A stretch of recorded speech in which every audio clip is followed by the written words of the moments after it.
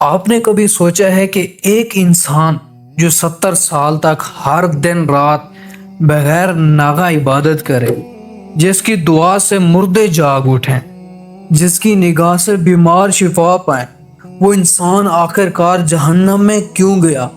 یہ کوئی فرضی سوال نہیں، یہ ایک حقیقی واقعہ ہے جس کی طرف خود قرآن پاک میں اشارہ کیا گیا۔ اور اس سے بھی زیادہ حیران کن بات یہ ہے کہ اس ایک عابد کی تباہی 5 چھوٹے قدموں کا نتیجہ تھی۔ ایسے قدم جو ہم میں سے ہر کوئی ہر روز بغیر جانے اٹھا رہا ہے۔ آج کی اس ویڈیو میں ہم شیطان کے وہ 5 خطرناک ہتھ کنڈے کھولیں گے جن سے وہ نیک سے نیک انسان کو بھی گمراہ کر دیتا ہے۔ ہر ہتھ کنڈے کے ساتھ ایک حقیقی مثال، ایک سبق اور آخر میں وہ مکمل واقعہ جس نے پوری تاریخ اسلام میں توبہ اور غرور کے موضوع کو ہمیشہ کے لیے بدل دیا۔ برسیسا عابد کا واقعہ۔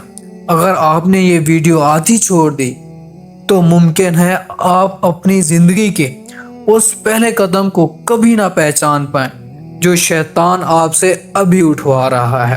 تو چلیں شروع کرتے ہیں۔ سب سے پہلے یہ سمجھنا ضروری ہے کہ شیطان کبھی سیدھا حملہ نہیں کرتا۔ قرآن پاک میں اللہ تعالیٰ نے شیطان کے بارے میں فرمایا کہ وہ انسان کے آگے سے، پیچھے سے، دائیں سے اور بائیں سے آتا ہے، یعنی وہ ہر زاویے سے، ہر کمزوری سے فائدہ اٹھاتا ہے۔ وہ کبھی کسی سے نہیں کہتا آ کفر کر یا آ قتل کر، وہ ہمیشہ چھوٹے معصوم نظر آنے والے قدموں سے شروع ہوتا ہے۔ یہی وجہ ہے کہ اکثر لوگ سمجھتے ہیں کہ گناہ اچانک ہوتا ہے۔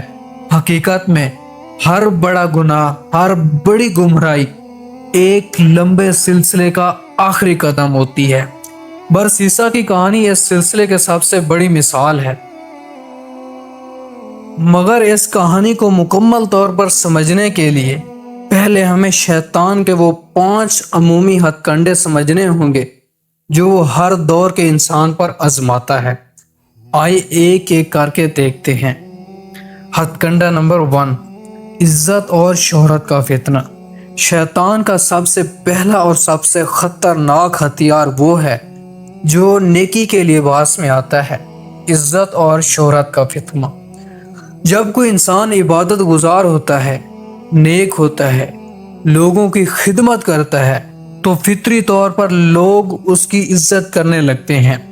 یہ عزت خود کوئی بری چیز نہیں، مسئلہ تب شروع ہوتا ہے جب انسان اس عزت کو کمانا شروع کر دیتا ہے اور اپنی نیکی کا مقصد اللہ کی رضا کی بجائے لوگوں کی نظر میں ایک اچھا بننا بن جاتا ہے۔ تصور کریں ایک نوجوان عالم دین جو شروع میں صرف اللہ کے لیے علم حاصل کرتا تھا، آہستہ آہستہ جب لوگ اس کی تعریف کرنے لگے، اس کی تقریروں پر تالیاں بجانے لگے، سوشل میڈیا پر اس کی ویڈیوز وائرل ہونے لگی، تو کہیں نہ کہیں اس کے دل میں یہ خواہش پیدا ہونے لگی کہ اگلی تقریر پچھلی سے زیادہ مشہور ہو۔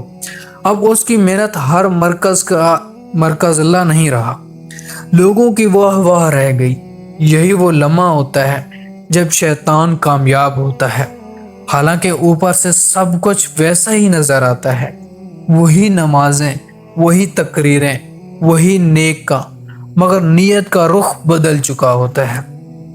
نبی کریم صلی اللہ علیہ وسلم نے فرمایا، سب سے پہلے جن 3 لوگوں پر جہنم کی آگ بھڑکائی جائے گی ان میں سے ایک عالم بھی ہوگا جس نے علم اس لیے سیکھا تاکہ لوگ اسے عالم کہیں، اور لوگوں نے اسے کہہ بھی دیا۔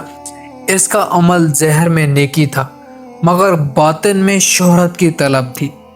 یہی وہ پہلا سوراخ ہے جو برسیسا کی زندگی میں بھی پڑا، جیسا کہ ہم آگے چل کر تفصیل سے دیکھیں گے۔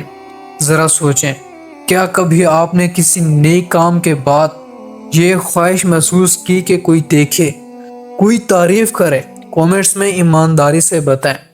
ہتھ کنڈا نمبر 2، تنہائی اور غیر محتاط قربت۔ شیطان کا دوسرا ہتھ کنڈا ہے انسان کو ایسے حالات میں ڈالنا جہاں حفاظتی حدود کمزور ہو جائیں، جہاں خاص طور پر نامحرم کے ساتھ غیر ضروری تنہائی اور قربت۔ اسلام میں خلوت تنہائی میں نامحرم کے ساتھ ہونا سختی سے منع کیا گیا ہے، اور اس کی وجہ یہی ہے کہ نبی کریم صلی اللہ علیہ وسلم نے فرمایا، جب بھی کوئی مرد ایک عورت تنہائی میں ہوتے ہیں، تیسرا شیطان ہوتا ہے۔ یہ الفاظ کوئی مبالغہ نہیں، یہ ایک انتباہ ہے۔ ایک شخص جو دیندار ہے کسی رشتہ دار خاتون کی مالی یا طبی مدد کرنے لگتا ہے، نیت بالکل صاف ہوتی ہے، مگر وقت کے ساتھ بار بار ملاقاتیں، بار بار پیغامات اور صرف مدد کے لیے کی آڑ میں تنہائی، یہ سب مل کر ایک ایسا ماحول بنا دیتے ہیں جہاں دل آہستہ آہستہ کمزور پڑنے لگتا ہے۔ انسان خود کو یہ کہہ کر مطمئن کرتا رہتا ہے کہ میری نیت صاف ہے، مگر نیت کی صفائی حالات کی حفاظت کی جگہ نہیں لے سکتی۔ یہی وہ دوسرا قدم ہے جو برسیسا کی کہانی میں بھی نظر آئے گا، جب ایک عورت کی امانت اسے سونپی جاتی ہے۔ اگلے حصے میں ہم دیکھیں گے کہ کیسے ایک چھوٹی سی نیکی، کسی کی امانت رکھنا، ایک بڑے گناہ کا دروازہ بن گئی۔ ہتھ کنڈا نمبر 3، چھوٹے گناہ کو معمولی سمجھنا۔ تیسرا ہتھ کنڈا ہے گناہ کو چھوٹا سمجھ کر نظر انداز کرنا۔ شیطان کبھی کسی سے نہیں کہتا بڑا گناہ کر، وہ ہمیشہ کہتا ہے یہ تو معمولی سی بات ہے۔ نبی کریم صلی اللہ علیہ وسلم نے چھوٹے گناہوں کے بارے میں ایک خوبصورت مثال دی کہ چھوٹے گناہ ان لکڑیوں کی طرح ہیں جو ایک قافلہ اپنے سفر میں جمع کرتا رہتا ہے۔ ہر لکڑی چھوٹی ہوتی ہے، مگر جب سبھی اکٹھی ہو جائیں تو اتنی بڑی آگ جلانے کے لیے کافی ہوتی ہیں کہ وہ روٹی پکائی جا سکے۔ یعنی چھوٹے گناہوں کا مجموعہ ایک بڑے گناہ سے زیادہ خطرناک ہو سکتا ہے، کیونکہ انسان انہیں سنجیدگی سے نہیں لیتا۔ ایک نظر جو بھٹک جائے، ایک جھوٹ جو سفید جھوٹ کہہ کر بولا جائے، ایک غیبت کی مجلس جس میں خاموشی سے بیٹھے رہنا، یہ سب اکیلے میں معمولی لگتے ہیں، مگر یہی معمولی گناہ دل کو آہستہ آہستہ سیاہ کر دیتے ہیں، یہاں تک کہ ایک دن دل اتنا سخت ہو جاتا ہے کہ بڑے گناہ پر بھی کوئی ندامت محسوس نہیں ہوتی۔ یہی وہ نفسیاتی حالت ہے جو برسیسا کے دل میں پیدا ہوئی۔ جب وہ پہلی بار گناہ کے قریب پہنچا، دل اتنا احساس نہیں رہا تھا کہ وہ فوراً رک جائے۔ ہتھ کنڈا نمبر 4، گناہ کے بعد پردہ پوشی اور مزید گناہ۔ چوتھا اور سب سے خطرناک ہتھ کنڈا یہ ہے، جب انسان ایک گناہ کر بیٹھے تو شیطان اسے توبہ کی طرف نہیں، بلکہ اسے گناہ کو چھپانے کے لیے مزید گناہ کرنے کے لیے دھکیلتا ہے۔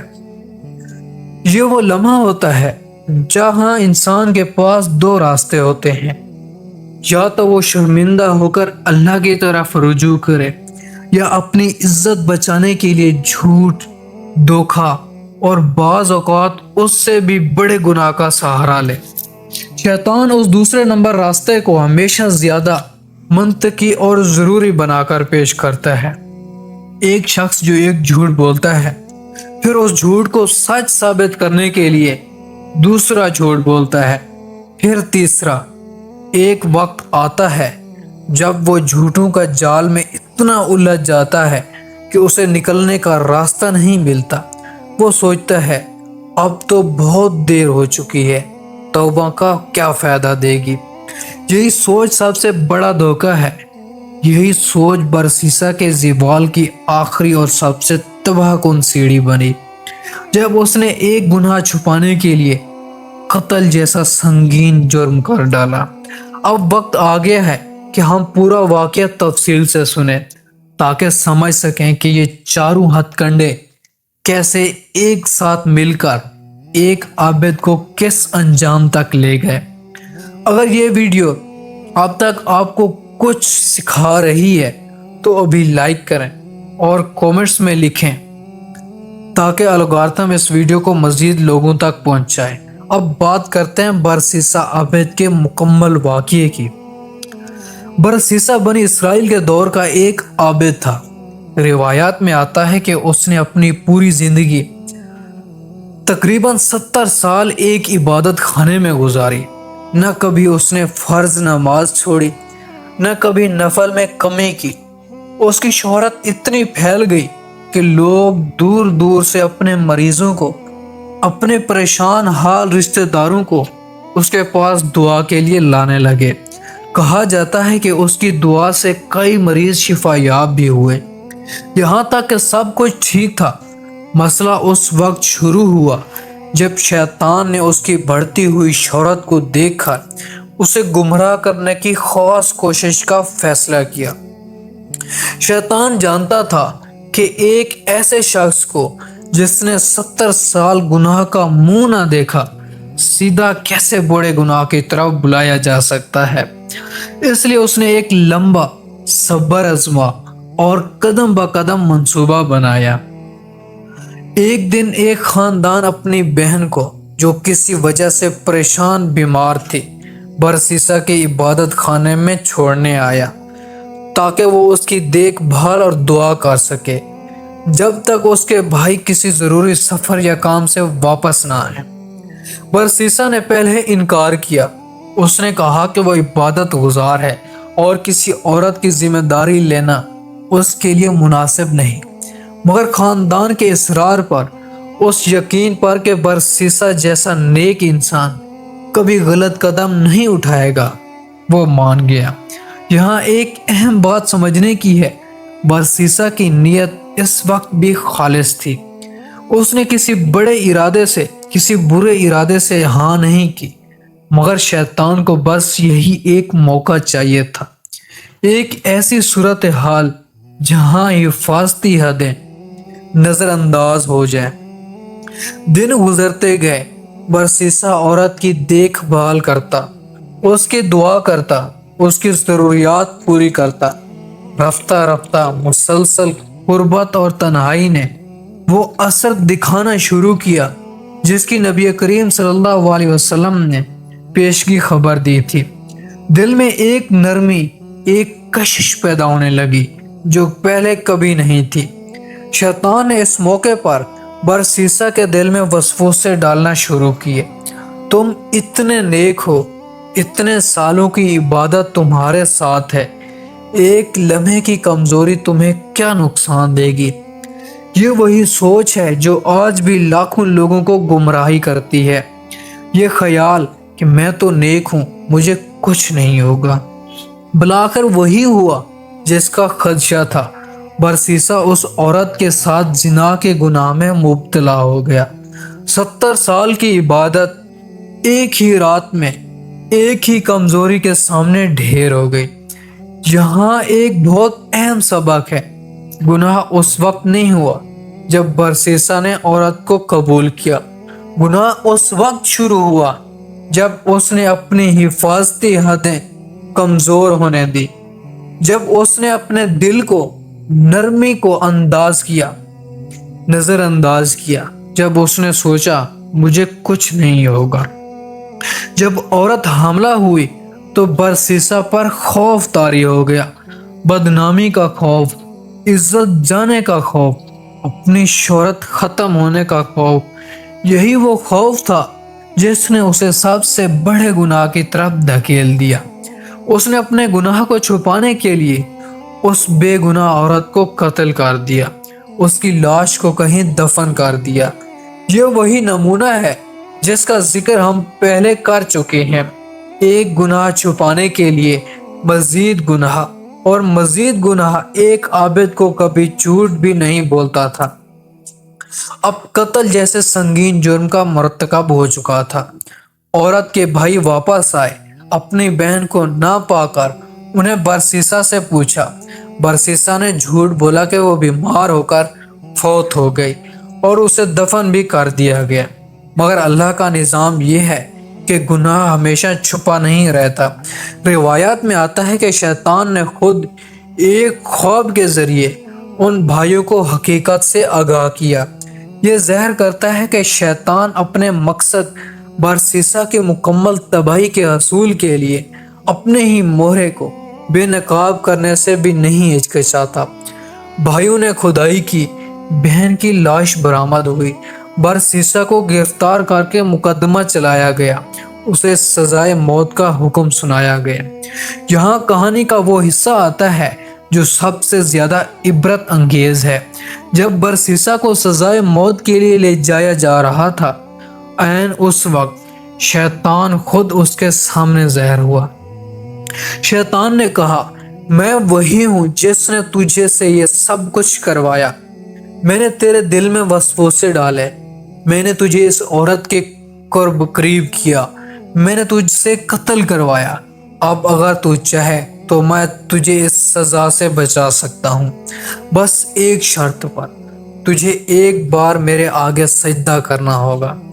برسیسا جو موت کے قریب اور شدید خوف کی حالت میں تھا، اس نے ایک لمحے کے لیے سوچا اور موت کے خوف نے اس کی 70 سالہ توحید پر غلبہ پا لیا۔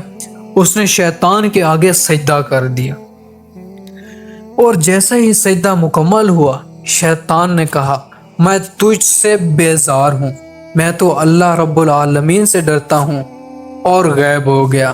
برسیسا کو اسی وقت سولی دے دی گئی۔ 70 سال کی عبادت کے بعد وہ شرک کی حالت میں اس دنیا سے رخصت ہوا۔ یہی وہ واقعہ جس کی طرف اکثر مفسرین نے سورۃ الحشر کی اس آیت میں اشارہ کیا ہے، جہاں اللہ تعالیٰ شیطان کی مثال دیتے ہوئے فرماتے ہیں کہ شیطان کی مثال اس شخص کی طرح ہے جو انسان سے کہتا ہے کفر کر، پھر جب وہ کفر کر لیتا ہے تو شیطان کہتا ہے میں تجھ سے بری و ذمہ ہوں، میں تو رب العالمین سے ڈرتا ہوں۔ یہ آیات خود اس بات کی دلیل ہے کہ شیطان کبھی اپنے ساتھیوں کا ساتھ نہیں دیتا، وہ صرف استعمال کرتا ہے اور آخری لمحے میں چھوڑ دیتا ہے۔ برسیسا کی کہانی سے جو سب سے بڑا سبق ملتا ہے وہ یہ ہے کہ اصل تباہی گناہ کرنے میں تھی۔ اصل تباہی اس آخری لمحے میں تھی جب انسان نے سوچا کہ اب توبہ کا فائدہ نہیں، اب بچنے کا واحد راستہ شیطان کی بات ماننا ہے۔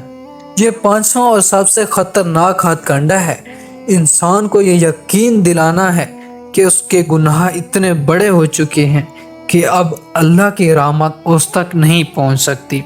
حالانکہ قرآن پاک میں اللہ تعالیٰ نے خود فرمایا ہے کہ اے میرے بندو، جنہوں نے اپنی جانوں پر زیادتی کی ہے، اللہ کی رحمت سے مایوس نہ ہو، بے شک اللہ تمام گناہ معاف کر دیتا ہے۔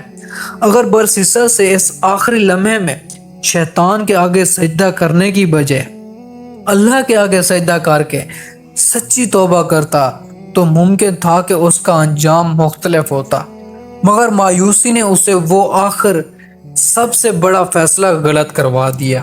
یہی وہ پیغام ہے جو ہمیں آج اپنی زندگی میں سب سے زیادہ یاد رکھنا ہے۔ یہ پانچوں ہتھ کنڈے جو آج بھی ہر انسان کی زندگی میں مختلف شکلوں میں موجود ہیں، فرق صرف اتنا ہے کہ آج یہ سوشل میڈیا کی شکل میں، آن لائن تعلقات کی شکل میں اور جھوٹی ذمہ داری کی شکل میں سامنے آتے ہیں۔ اگر آپ یہاں تک پہنچ گئے ہیں تو یہ ثابت کرتا ہے کہ آپ واقعی سیکھنا چاہتے ہیں۔ کامنٹس میں بتائیں ان 5 ہتھ کنڈوں میں سے کون سا آپ کو اپنی زندگی میں سب سے زیادہ ملتا جلتا لگتا ہے۔ اس بات کرتے ہیں کہ ہم عملی طور پر اپنے آپ کو ان ہتھ کنڈوں سے کیسے محفوظ کر سکتے ہیں۔ ہر نیک کام سے پہلے اپنی نیت کا جائزہ لیں، خود سے پوچھیں کیا میں یہ اللہ کے لیے کر رہا ہوں یا لوگوں کی نظر میں اچھا بننے کے لیے۔ نامحرم کے ساتھ تنہائی سے مکمل پرہیز کریں، چاہے نیت کتنی ہی صاف کیوں نہ ہو۔ شرعی حدود کوئی رکاوٹ نہیں، یہ حفاظت ہے۔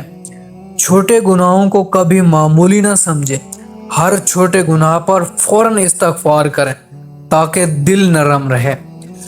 اگر کبھی غلطی ہو جائے تو اسے چھپانے کی کوشش نہ کریں، فوراً اللہ کی طرف رجوع کریں، توبہ کریں، اور اگر ضرورت ہو تو حقدار کو حق واپس کر دیں۔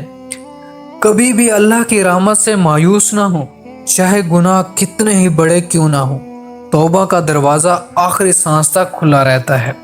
برسیسا کی کہانی ہمیں یہ نہیں سکھاتی کہ عبادت فائدہ ہے، یہ ہمیں سکھاتی ہے کہ عبادت کی مقدار سے زیادہ اہم عبادت کا خاتمہ اور نیت کی حفاظت ہے۔ 70 سال کی نیکی بھی ایک لمحے کے غرور، ایک لمحے کی غفلت اور ایک لمحے کی مایوسی سے ضائع ہو سکتی ہے۔ مگر اس سے بھی زیادہ اہم پیغام یہ ہے کہ اگر آپ سے کوئی غلطی ہو چکی ہے تو مایوس مت ہو۔